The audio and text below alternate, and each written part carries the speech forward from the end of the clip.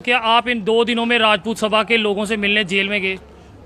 जाना चाहिए था। देखो, जाना चाहिए था। मैंने डायरेक्टर जाना चाहिए था। मैंने देखो, जेल में उनसे मिलने के लिए तो मैं तो कहूँगा वो जेल में क्यों रहे, वो तो जेल से बाहर आए। मैं तो उनसे मिलूंगा, मेरे भाई हैं सारे। क्या उनका गुनाह इतना था कि उन्हें आज सेंट्रल जेल में डाल दिया? DGP director general of police से मैंने बात की है। मैंने उनको कहा है कि उनको जेल से बाहर नहीं, उनका जो एफआईआर है क्वैश करके उसको ख़त्म कर दिया जाए। और दूसरा, मैं नितिन गडकरी जी से दिल्ली मैंने बात की है, मैं दिल्ली जा रहा हूँ, हमारे मेंबर पार्लियामेंट जा रहे हैं। हाँ, वहाँ बातचीत करके इस पर कोई फैसला, ऑर्डर लेके आएंगे। मैं कोशिश करता हूँ कि इसका सिर्फ इतना बताइए, ऑर्डर होना चाहिए था या नहीं? फिर इतना समय क्यों? क्यों नहीं होना चाहिए? फिर इतना समय national highway authority of India के कुछ अधिकारियों ने गड़बड़ की है, तो उनका हम हिसाब बराबर करेंगे, उनको थोड़ी छोड़ेंगे। और ऑर्डर वो निकले, मैं गडकरी साहब, मैं जा रहा हूँ दिल्ली, ऑर्डर निकले, ऑर्डर लेके आए और उसके बाद अपने ये एफआईआर ख़त्म करके अपनी गाड़ी में बिठा के मैं सारे नौजवानों को लाऊंगा। आप क्या सोचते हो, जितनी तकलीफ़ आपको है या किसी और को है, उससे ज़्यादा तकलीफ़ रविंदर रैना को। आपने मुझे सड़क में भी लड़ते हुए देखा है, असेंबली के अंदर भी आपने मुझे लड़ते हुए देखा है। ये करें कि युवा राजपूत के जो सेनानी अंदर हैं उन्हें जल्द रिहा किया जाएगा। जी बिल्कुल, मैं तो कहता हूं रिहा के साथ साथ, और ये भी उम्मीद रखूं कि रविंदर रैना खुद वहां पे पहुंचे, कठुआ में पहुंचे और उनको सम्मान के साथ वहां से लेके आए। क्यों? बिल्कुल बिल्कुल। और उनका जो एफआईआर है वो क्वैश करवा के उनके साथ मुलाकात करके, और पहले तो गडकरी जी से वो ऑर्डर लेके ये टोल्स की जो सारा इस समय जो वबंडर मचा है, ये ख़त्म करवाने के लिए मैं दिन रात इस समय कोशिश कर रहा हूं। हर्षदेव आपके बाहर प्रदर्शन कर रहे हैं, क्या कहेंगे? मैं किसी राजनीति में नहीं पढ़ना चाहता, मैं किसी पॉलिटिक्स में नहीं पढ़ना चाहता। यानी जम्मू के लिए खड़े होंगे अब? कुछ लोग, उनको सरोर टोल प्लाजा से कोई लेना देना नहीं है। कुछ लोग सिर्फ सियासत कर रहे हैं, पॉलिटिक्स, राजनीतिक रोटियां सेकने की कुछ लोग साजिश और कोशिश करते हैं। मौका ही ना दिया जाता। अगर सरोर टोल प्लाजा पहले ही जानते हैं कि इलीगल तरीके से काम कर रहा, अगर इसे बीजेपी पहले ही हटा देती तो मुझे नहीं लगता आज जो बाहर हाय हाय के नारे, जिंदाबाद के नारे होते या नहीं होते। बीजेपी ने तो लगाया नहीं है, मैंने थोड़ी लगाया है भाई।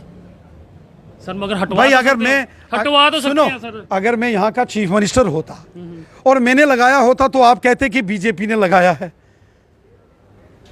मैंने तो पहले दिन से, और आपको वो दिन याद होगा जब अभी ये हाईवे बन रहा था और टोल प्लाजा पहले लगा दिया गया था, वो बीजेपी के लोग थे, इसको उखाड़ के फेंका था। तो अब ये उखड़ेगा या नहीं उखड़ेगा? उम्मीद करता हूँ।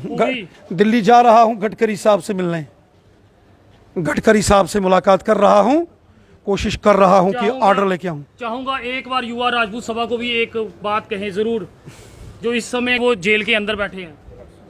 देखिए, 2 दिन हो गए सर उनको जेल के। मैंने आपको क्या कहा, उसमें ज्यादातर मेरे बीजेपी के वर्कर हैं। बीजेपी के कुछ एक तो ऐसे हैं जिनके पास स्टेट की जिम्मेवारी है। तो आपको क्या लगता है कि इस सारे को, मुझे जितना गुस्सा है, मुझे कितनी तकलीफ है, आपको क्या पता? ये तकलीफ दूर करेंगे सबकी?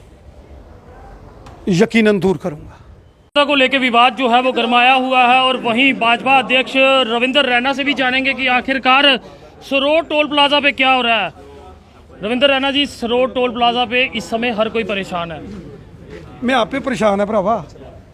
तो फिर परेशानी दूर कीजिए। एलजी साहब भी कहते हैं गलत है, आप नेता भी कह रहे हैं, सेंटर में सरकार आपकी है, नजायज टोल लिया जा रहा है, तो क्यों नहीं रोका जा रहा? लेफ्टिनेंट गवर्नर साहब ने भी कहा है और मैंने भी लेफ्टिनेंट गवर्नर साहब से बात की है,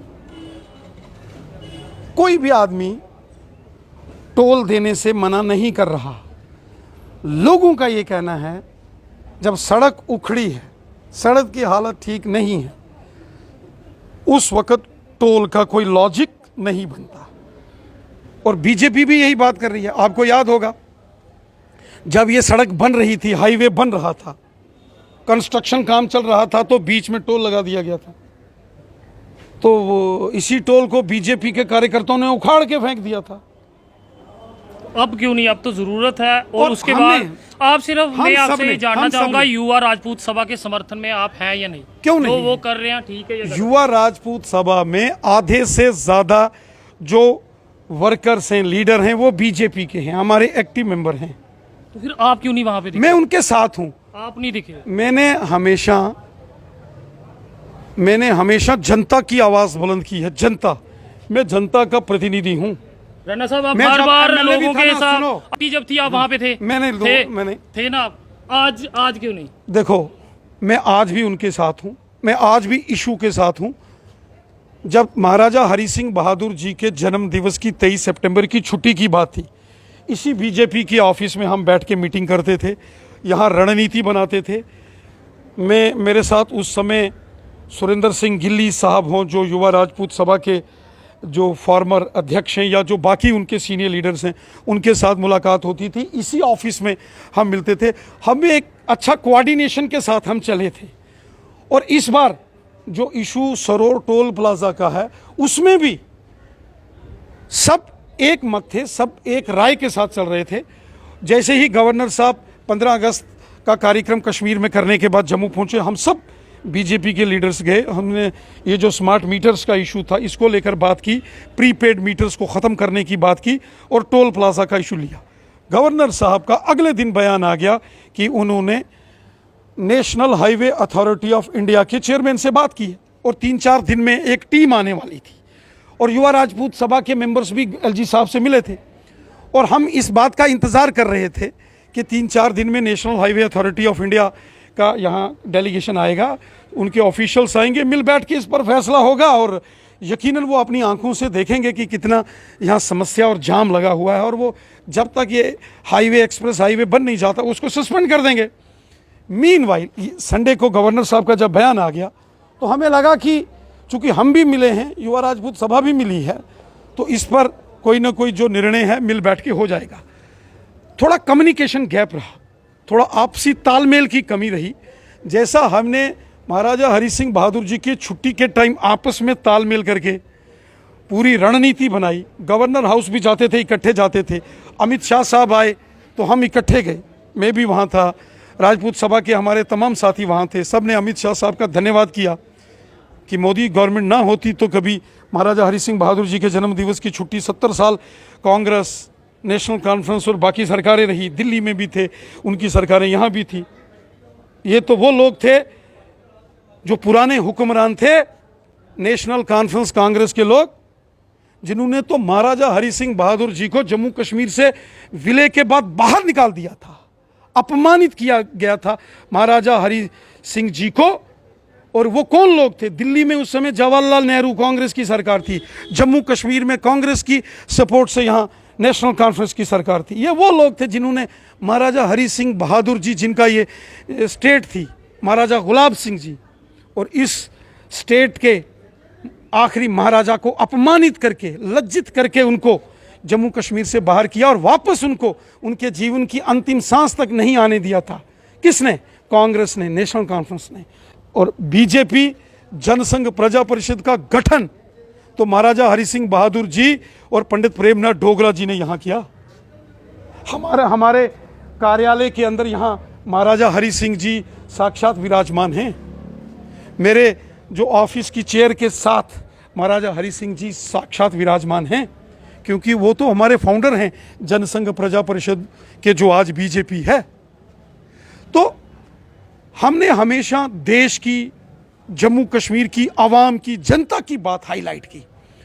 और ये जो नौजवान इस समय आंदोलनात्मक रुख में हैं, मैं आपको 80% इसमें भारतीय जनता पार्टी के, और जो राजपूत सभा में भी जो एक्टिव मेंबर्स हैं, बीजेपी के कुछ एक मेंबर्स हैं जिनके पास स्टेट की जिम्मेवारी है। अध्यक्ष रविंद्र रैना हमारे साथ मौजूद थे, और कहीं ना कहीं युवा राजपूत सभा को लेके उन्हें भी पता है कि ये जो भी हो रहा है वो गलत हो रहा है, और उनकी रिहाई जो है वो जल्द से जल्द होनी चाहिए। अब देखने वाली बात है कितने कदम भाजपा अध्यक्ष रविंद्र रैना और बीजेपी उठाती है, और उन लोगों को जल्द से जल्द रिहाई जो है वो मिलती है।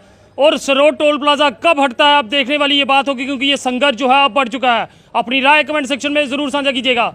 देखते रहे जेके चैनल। मुझे महेंद्र जीत सिंह और मेरे कैमरा पर्सन रघु को दीजिए इजाजत। नमस्कार।